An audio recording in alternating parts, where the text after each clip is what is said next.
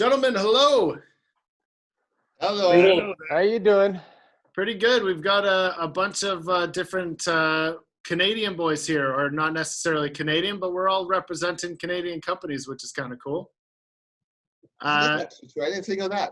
Yeah, I only figured it out because Pete was on Modern Cannabis, and I caught a bit of that, and he was representing Canada on there.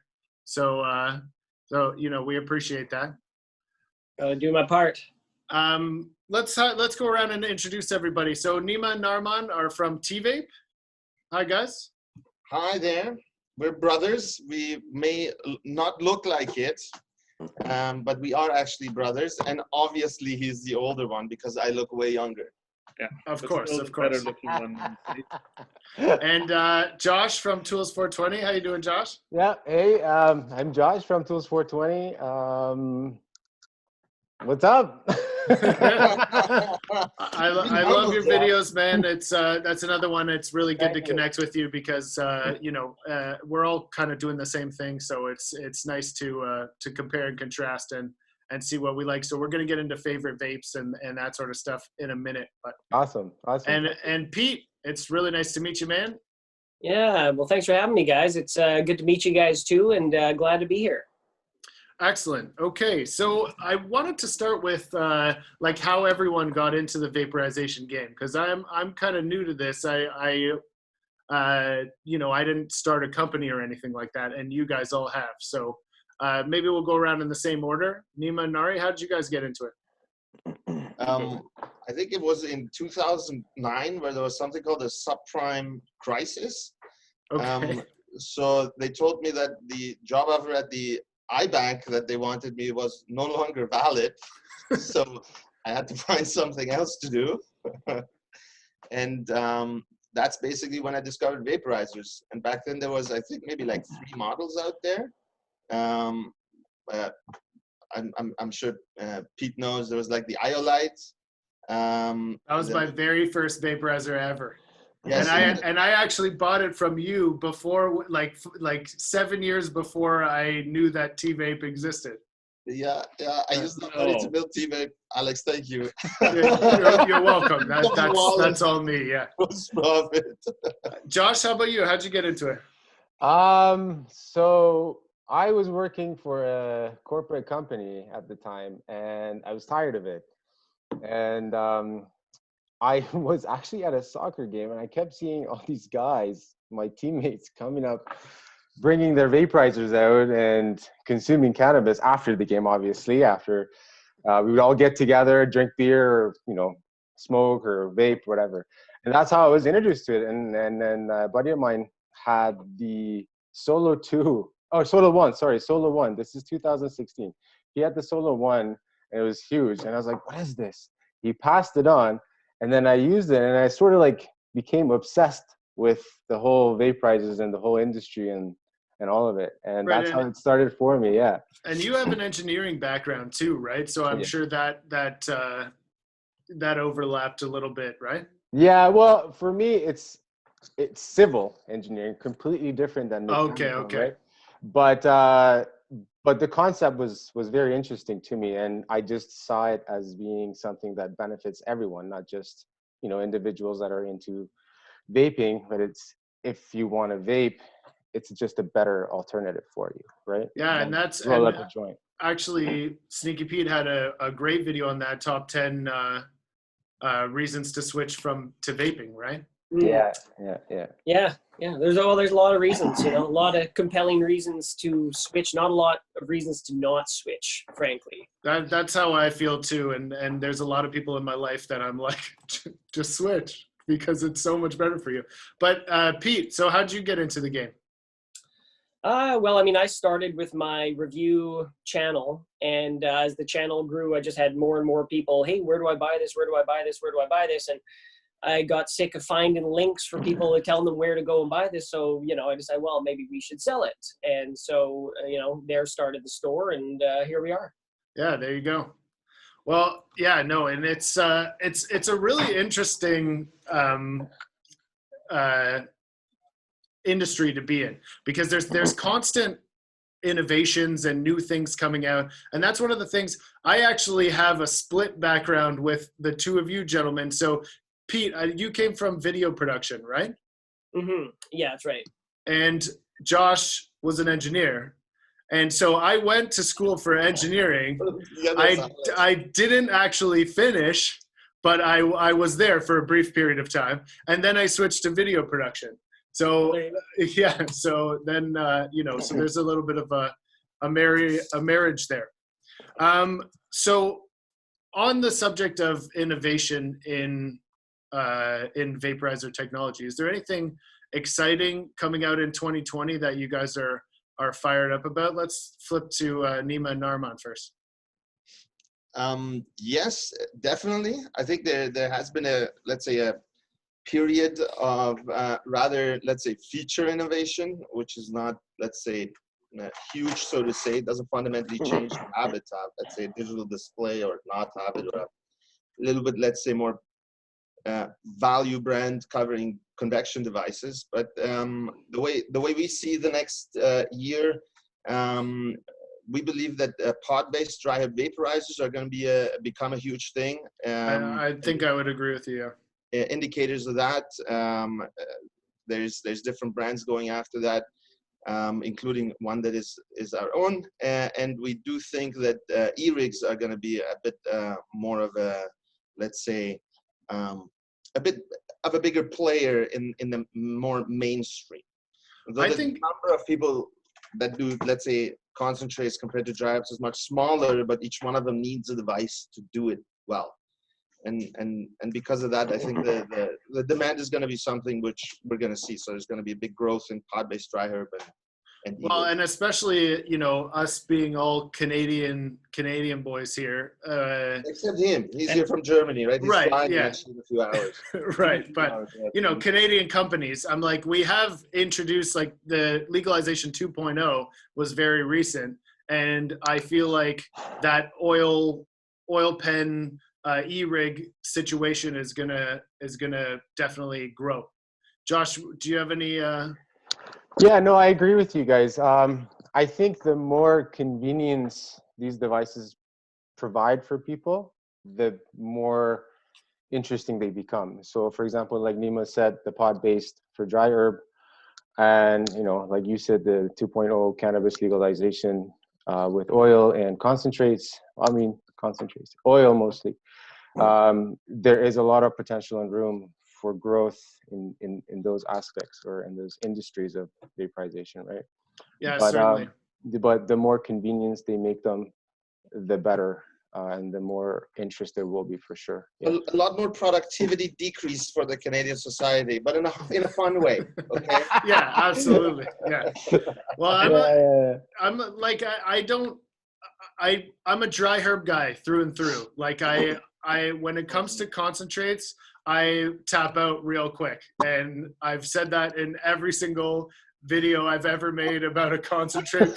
Take my advice with a grain of salt. That's the exact same case for me. And I was a little bit happy because sometimes you hear when you talk to suppliers in China that wax is the next big thing. It is definitely the next big thing.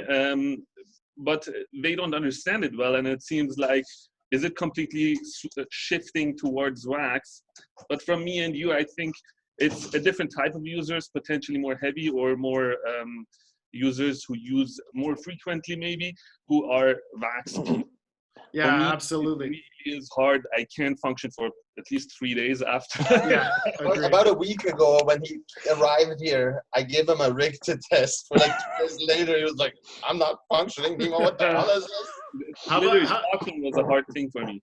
How about you, Pete? Are you a concentrate guy or? Yeah, I mean, I go back and forth, but like, I think just an easy comparison for people is like beer and hard liquor. You know what I mean? More beer drinkers out there than people drinking Scotch straight and things like that. But there's people out there who only drink Scotch. They can't stand beer. So I think it's a time and a place for everything. There's certain occasions where I'm like, yeah, no, it's concentrate for sure. But I do small dabs, man. Just little tiny dabs. Less is more, I find, with concentrate. Like, it's weird when I see people doing 1 gram dabs, and I'm just like, that's the, like, but there's this weird equivalency, because then it's like the equivalent if you're seeing someone and they got like 4 bottles of moonshine and there's like, oh, they're chugging them all. It's just like, they're just intaking so much more. If I took that amount in, I wouldn't want to see me. You know what I'm saying? Like I'd be on the floor I'd be like, 3 days and I'd be in Germany or something. It would end up poorly. But I think in terms of your original question, I mean, I think you're going to see this year more of a divergence of the market. Like it's already been this kind of like, before there was just kind of one pathway you could go. And so now it's going like this a little bit more, and you're getting really high end vaporizers that are like artisan vapes, like the Tiny Mite and all these kind of vapes. But then you're getting vapes that are like in the sub $200 pricing, and they have like, full convection or on demand or whatever it is. So you're seeing this, high end feature set brought to really cost effective devices. But there's still people out there making those high-end devices for the connoisseurs, people or the collectors who want all the vapes, who want, whatever kind of features they can get. So I think you're going to see way more of that. Yeah, and I like that, by the way, because it's funny, but demand seems to be concentrated towards like low end and high end. In the middle, everybody's like, "What the hell is going on?" Yeah, and there's a lot of overlap too. Like, it seems like there's been 2019 was a bit year. It was like there was or a weird year. There was some good vapes that came out, but there was also a lot of kind of like, oh, okay, like that's cool. It's cool, but it's not. Yeah.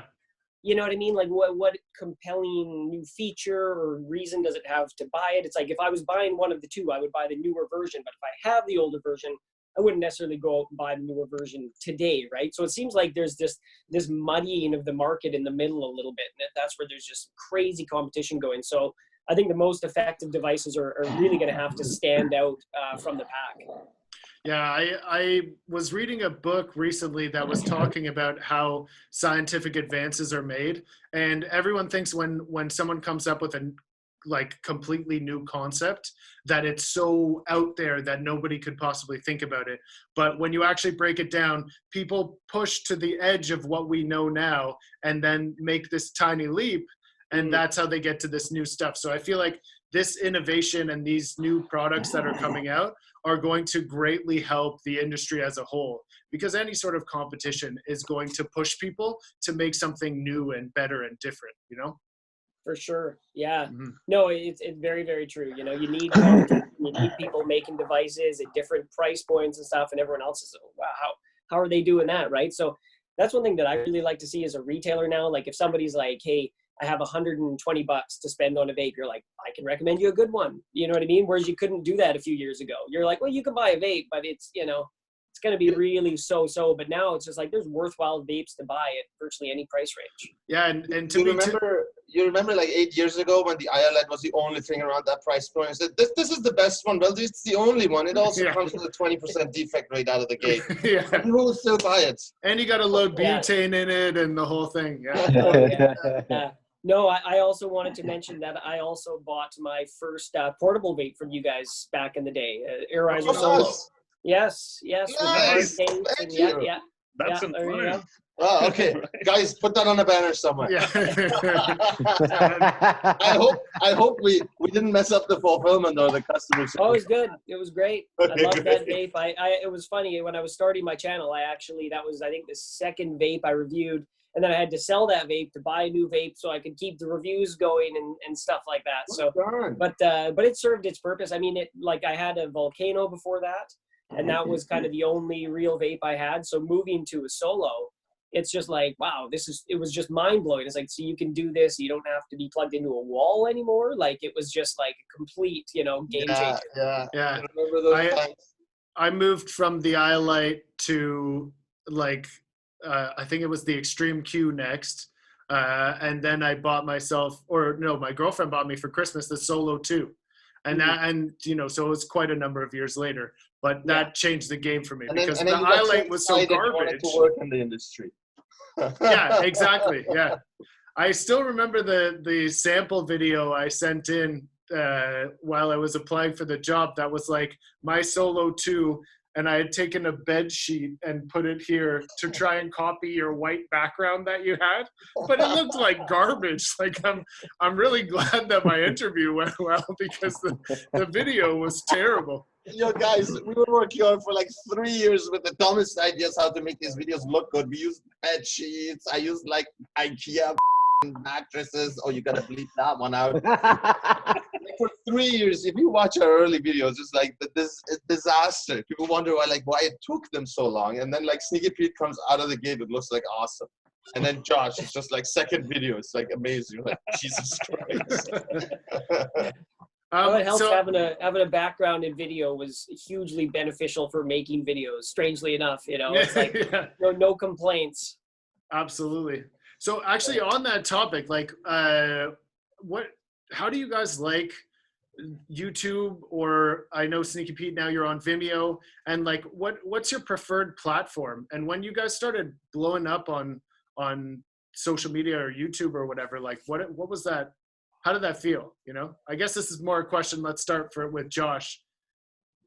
How did it feel? It felt pretty awesome, producing content and people liking the content and leaving comments and asking questions and helping them. It's a pretty cool experience when someone messages you and says, "Hey, listen, I want this and this and this, and I have certain restrictions. What should I do?" And you help them, and the appreciation that you get in return is so nice. It feels nice, right?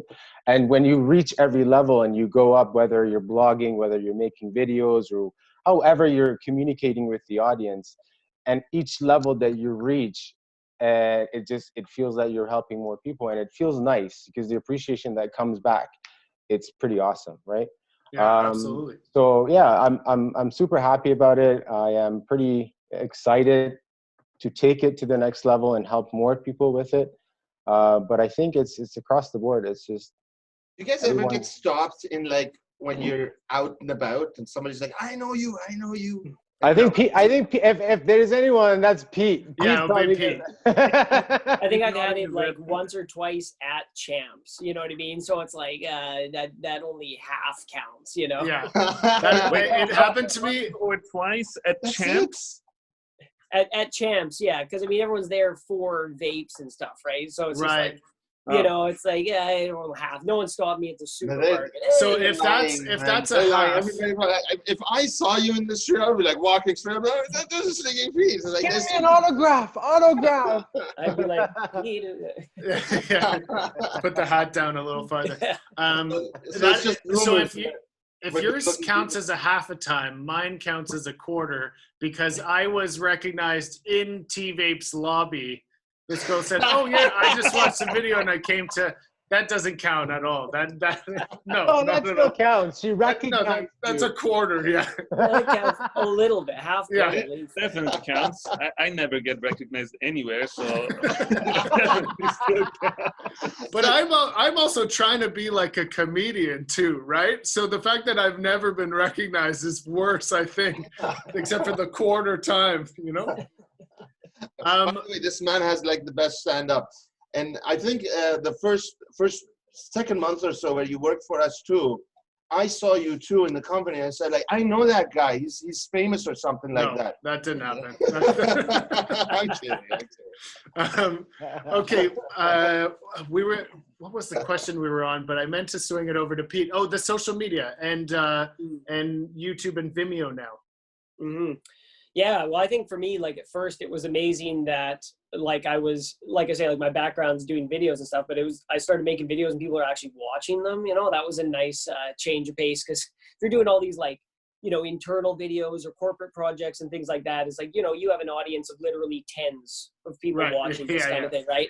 And then, I mean, when I made my first video, it's not like I was like, I'm gonna start a Vaporizer channel, and then I'll start a business, and I'll start one in Canada. That, you know what I mean? Like, it was just like, oh, I'll do a video. Like, why not? I'll try, And I literally didn't even check back for months after, like 2 months or something like that. And then all of a sudden I had like, 30,000 views or something. I was like, oh, okay, well, maybe I should make another one, right? And it just kind of snowballed. But to echo Josh's point, the same sort of thing. I mean, I hear from people, and it's just like, oh, you made like, essentially it comes down to you made like a positive impact in my life. Like, you helped me change something in my life for the better.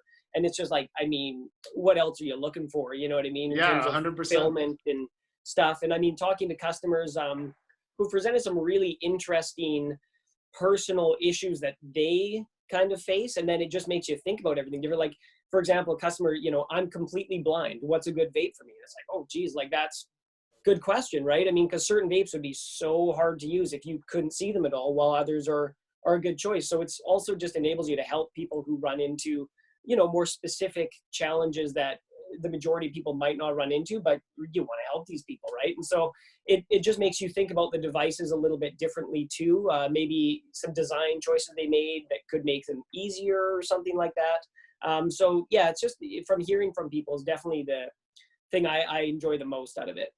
I think that's a nudge to you guys in the corner there, Narman. Just in case some design choices they could make, you know.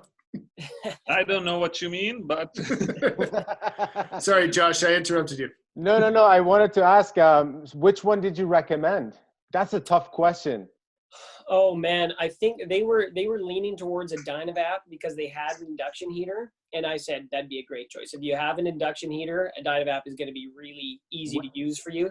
Because certain vapes, like a digital temperature control and stuff like that, it'd be virtually impossible to use on your own unless you could have someone that could set it up for you, and then you could just kind of turn it off and on, right? But otherwise, if you're just changing the temperature and it's just beep, beep, beep, beep, I mean, are you going up? Are you going down? What are you at? Sort of thing. Right. I actually ran into the same problem. I was in the showroom, different time than the person who recognized me, and there was someone who was visually impaired as well, and I recommended a like 3 preset temperatures because it vibrated every time, and but they had someone assisting them as well, which is the only reason that worked, because you know, if they didn't, then it would be impossible to see which one you were on, and then you couldn't really gauge where you were at. Pete, if I may ask, do people ask you about design decisions?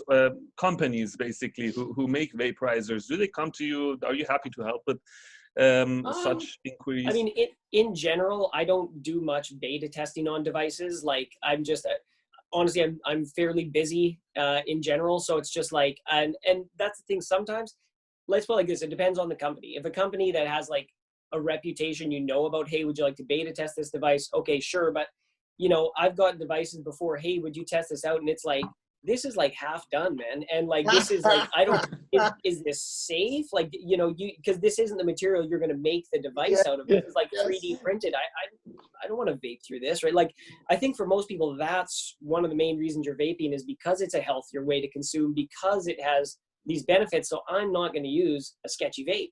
You know what I'm saying? So I'm like, when it's done, let me know. Like, if someone had a question, hey, what do you think about this? I'd be happy to answer. But like, I don't want to use your hack together Franken vape kind of thing. You know what I mean? Like, it all depends what level of beta. It's like, we're just about to release this. What do you think? Okay, sure. You know, but like, coming with a pile of parts in your hand, I don't, you know, step back. And it depends on the company too, right? Lives today, okay? Don't test like 3D printed, definitely. Prototypes from China, okay? They come in, I was like, hey, is that glue in the corner of the heating chamber? Yeah, you only find out after it burns in your lungs, so don't do it. Maybe they try it with glue to test the vaporizer because they don't have the product. Well, no, in what your guys earlier thought about wax, you know, like, that's a very real thing. Like, if they're making a lot of these devices in China, if they're being designed 100% there, they don't have wax there. They don't have the substance. They don't have the consistency, the melting, the temperatures it's going to start vaporizing. So oftentimes they're testing them blind. Like, they're testing them with e-cig juice, or they're testing them with, like, you know what I mean, some approximation. It's just like, then you get it and you're like, this is way too hot, or like, this doesn't even get warm enough to vaporize it, right? And it's like, well, vape e-cig juice. Like, well, that's cool, but I don't understand. I don't think that's the intended purpose. Yeah, it's like, this is for concentrate, right? I mean, I'm not putting bubblegum e-juice 2 milligram in it. Like, I'm actually wondering about those few who get it right every now and then, if they have somebody in North America who tests it for them, or if it's just a hit by pure luck. I would hope. I've talked to people and they've actually brought stuff to China to test it, and I'm just like, you are a braver man than I. That's like the last place on the planet I'd be bringing anything. Wow. Never ever. That's way too risky. I know, right? It's just like, it's like, bring it here and then test it. I think that makes more sense, like, right? Because that's totally on the up and up. But you see, I think that's one of the reasons why, when you look at like the e-cig sector, which is kind of like a distant cousin, a lot of, let's say, dominant companies are Chinese, but when you look into our sectors, dry vaporizing concentrates, and it's mostly Western companies. And the Chinese that actually penetrate with their units, they have some sort of deep cooperation with the Western company. I also love, have you noticed this too, either of you guys, Josh or Pete, that YouTube commenters have a serious problem with anything made in China? And I'm like, everything is made in China. Every single thing. And they're like, oh, if it's made in China, like, get it out of here. And I'm like, no, everything, you don't understand. Everything is made in China. Like, there's no... Because that is something I'm also constantly like, they're actually good. From the product you love, like your Apple iPhone, that is also made in China. And some things are actually, the supply chain in China is made better than USA or Germany, let's say, even to make such products. But of course, there are these low quality manufacturers, where there's a lot of them who don't do their due diligence as much. That's what is keeping the made in China name. 100%. And all I'm trying to say is everything is made in China. So that literally gives you no information at all. Like, it's not narrowing anything down. It's not giving you any sort of headway at all. That's true, though. I mean, like, to that point, I think it's like, you know, sure, maybe 20 years ago, made in China meant it sucked. But in this day and age, that's just not the case anymore. It's like, you know, do they make terrible things in China? Oh, of course. But do they also make, like, the best of the best? Yeah, they, you know what I mean? Like, it's the entire gamut. So it's like, just because it's made in China, it's just like, that's just the geography. What's the quality like? Like, that's the question. Okay, it's made in China. What's the quality like? I mean, electronics especially. Yeah, electronics. Like, they're, you know, the computer that you're complaining about China on was made in China. So it's like, you know, this is like, there's absolutely, there's a China connection here at the very least, right? I mean, it's like, guys, that's pretty much it. Like, I wanted to, if anyone has, I just wanted to keep it short and sweet. Like, I wanted to set this up so that if everyone had a good time and we wanted to do it again, we can do it. Is there, maybe we'll go for, is there anything else that we didn't mention that's exciting for you in 2020? I think it would be a good idea to let Josh and Sneaky Pete tell the audience where their mediums are at, where their cornerstones are at. That's a good idea. I wish I had thought of that and told it to you before the video started. Yeah, Pete, go ahead. Yeah, sure. So I feel like I'm on Facebook, like it's complicated kind of thing. It's just like, I have a YouTube channel, but it's like in stasis kind of thing. See, the problem with YouTube is, there's going to be a rant here. I know it. It's like, go for it. The problem with YouTube is they'll tell you you're doing something wrong, but they won't tell you what. So it's just, you don't know how to fix it. And I even reached out to them, like I'm part of the YouTube partnership program. And I reached out to them specific, and they were like, honestly, their customer service was really, really good, but they just get to a point in the exchange and they're like, we can't give you advice on that. We can't offer you any advice as to why or how. And it's just kind of like, okay. I just feel like it's such a big company that there's probably not a lot of interconnection between the departments, right? So nobody wants to say the wrong thing and get in trouble themselves. And it's just, anytime there's something like that, it's just easier to just have a blanket no. You know, it's just like, no, we don't want to get into it. We don't want to have arguments. It's just like, no. So basically I'm just, you know, continuing posting there, but essentially I'm just directing everyone now, come to our websites. That's where the content's always going to be. If we have to switch from here to here to here to here, place, I'm hesitant to send people to Vimeo, because all of a sudden Vimeo, you know, an ex-YouTube CEO comes in, oh, we're going to shut this guy down, you know. It's like, right, so it's just like, come to the website.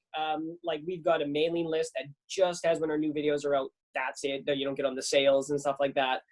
So that's what we're doing now. And like, I'm still pumping out content. I don't know what I'd be doing if I wasn't making content and stuff like that. So, you know, YouTube or not, I mean, I'm here to stay, you have a cool Instagram, whether you like me or not. Tell people about your domain and the Instagram address too. I follow your Instagram. It's actually pretty cool. Oh, you do? Oh, well, yeah. I've got a retail site, both based in Canada and United States. The one based in Canada is vapenorth.ca, and the one in the United States is sneakypetestore.com. Yeah, and you can sign up for the email list that notifies you when you get a new video for Sneaky Pete. Yeah, absolutely. I already am, but hey, you know, for the people out there. Josh. For us, so you can find us on YouTube, Tools420. You can find us on Instagram, Twitter, Tools420 shop. Don't look for Tools420 on Twitter, just Tools420. Okay. It's a porn site. Oh, okay. Oh my God. yeah, and it's not like normal porn. It's like, yeah, freaky Okay. What's stuff. the audience? All right. Hey, now I'm looking That guy for about? sure. I know, right? Everyone's We gonna logged go out. there now. But it's Tools. 100%. We got all of your traffic is going there now. 100%. Yeah, the first time I was looking for the name and that came up, I'm like, are you kidding me? What is this? I got a rebrand now. Yeah. Okay, We came so on Twitter if you're like 8 years ago, by the way, so nobody searched us on Twitter. so if you're looking for Josh, he'll be at Tools421 because he's got to change it now. So Twitter is Tools420 shop. The website is tools420.ca. We have a huge blog section. You can read about almost any vaporizer there, and you can reach out to us throughout any of these platforms if you have any questions. Excellent. Nima and Narman, where can we reach you? Tools420 Twitter. Behind the shadows of TVape, like Geppetto, Puppet Masters, TVaping things around. We're always here. Talk to Alex if you want to talk to us. Absolutely. Well, watch this whole video. Okay, we're going to do this whole video. We're going to publish it. And then tomorrow, this porn site, something 420, is going to get a spike in traffic. Where is it coming from? yeah, 100%, because we've spent the last 4 minutes talking about the porn site. But guys, my revenue actually went down after the podcast. Nobody's coming. They went somewhere else. And then they're going to email you and say, why do people keep asking us for vaporizers, Josh? Bam. Merge. Yeah. Bigger traffic. Yeah. All right, gentlemen. Well, it's been a real pleasure, and thank you very much for joining us. I really appreciate it, and yeah, hopefully we can do this again. Yeah. Awesome. Yeah, a lot of fun. I enjoyed it a lot. Let's work our way gradually up to having Obama on the show one day. Okay. Yeah, I remember Yeah. you pitched that to me like in my 3rd week here. You were like, we're gonna do a little show. We're gonna have guests on. We'll start with Seth Rogen and we'll end with Obama. And I was like, okay, ambitious. I respect it. Yeah. Imagine that would be pretty funny. That'd Yeah. be good. Out did Seth Rogen. We got like Sneaky Pete and Josh here. We're done. We can retire today. Yeah, I mean, collectively we've been recognized 1.5 times, so you know, we're good to go. All right, guys, thank you very much. And Thank you we for appreciate it. Yeah, thank you for including me. I really appreciate it. You guys are awesome. Yeah, thanks for having me, guys. Appreciate it. Pete, it was really nice to meet you, man, and Josh, you as well. Thank you. Thanks for the hard It's work, great to Alex. meet you guys. Thanks, guys. You guys. Bye-bye.